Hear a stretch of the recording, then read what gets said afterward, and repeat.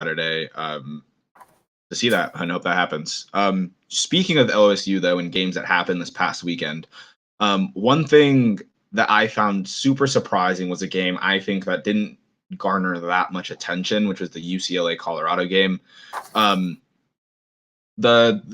guess the face of the surprise is that Colorado did really well. They came into the conference. Since joining the conference, they've had 8 losing seasons and 4 different head coaches in 9 years. So congrats to them. That alone can be a surprise or like an uptick for them. Speaking of UCLA, though, as their opponent, I think the most surprising thing that happened around the league, counting USC's near defeat, was that UCLA just came out of the gates like they forgot how to play football. For the entire first half of that game, for every single one of their possessions, this was the order in like what their possessions resulted in. It started with a fumble. Second possession was an interception. Third possession was a punt. Fourth possession was a TD. Fifth possession was another fumble. Sixth possession was another fumble, and then they had to punt it away again on the 7th.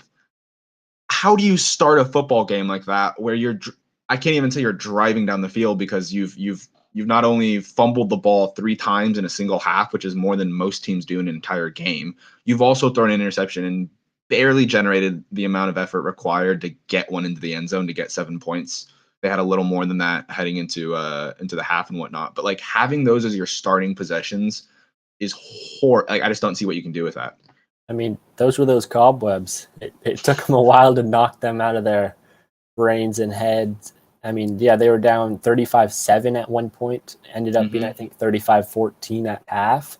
Yeah. But I mean, really, talking about the second half, though, that was almost more surprising with them nearly coming back. Yeah, I ranted a little bit about this too in my notes. It was just like they went so far as to say, hey, here's this lead. At one point, you guys were up, 28 points, 4 full touchdowns on us. Okay, let's just get our butts in gear. Let's claw our way back to being within 7 points of them. Although I will say, shout out to Colorado's quarterback, who last year was a safety, Sam Neuer.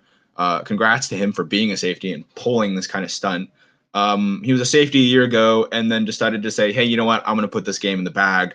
I'm going to go ahead and get a rushing touchdown to just put it away, go up 10 points and just say, to go up 14 points again and just say, you know what? It's fine.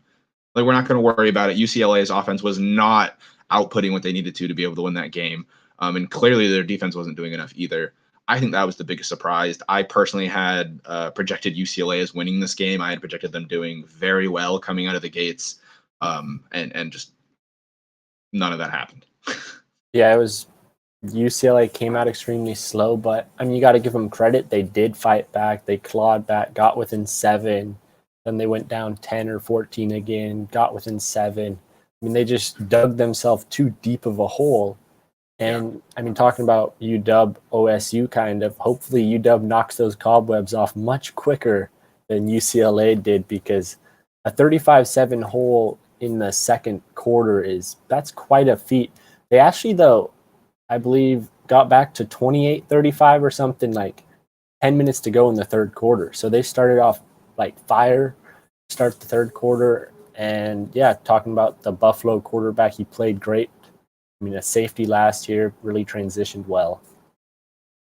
Just, you got anything else to say on this game? Oh yeah, I don't want to say this is like a UCLA's quarterback. I forget his name. I'm really sorry about that, but he did extremely well as well. He had I think it was 20 for 40 on his passing, so that's not great, the 20 for 40, but it was like 303 yards, 4 TDs, one interception. This was all by memory, by the way. Like, this isn't my notes, so if those numbers are wrong, I'm sorry, but UCLA's quarterback had a field day. Like, he did absolutely phenomenal. Defense just has to step up, have to start driving the ball down the field sooner than the third quarter. That was my biggest takeaway. My biggest surprise of the week was how that game went. I thought it was insane. What was yours? Yeah, mine was the ASU USC game.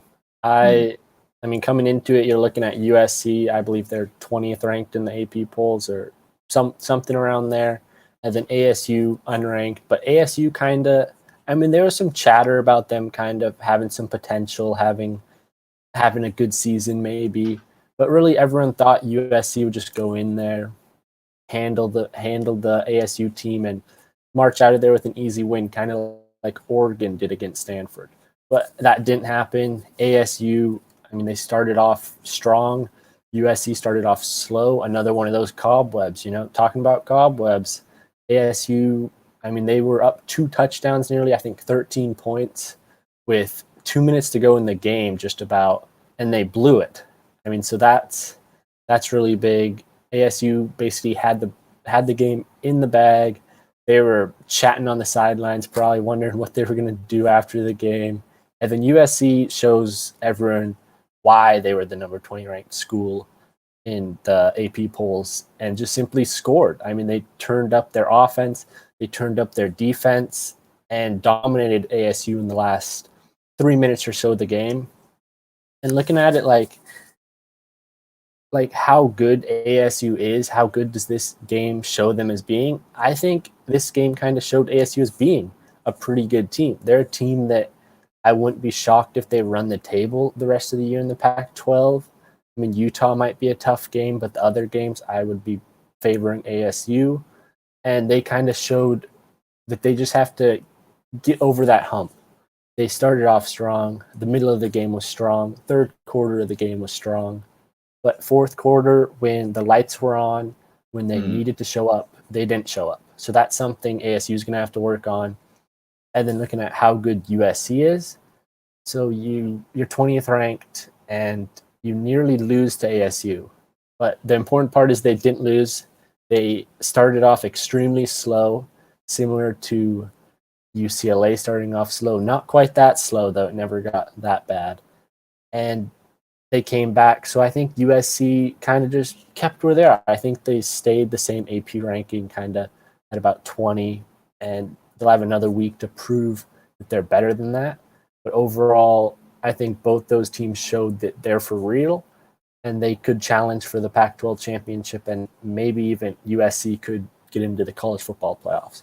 So that was kind of my big surprise, just how well ASU fought, and then, of course, the shock of them falling apart in the end. Yeah, I think I read somewhere they described the game as USC got outplayed for 57 minutes of that game, but when it came down to it, those last 3 minutes, which were the most important, USC rose to the top and took control.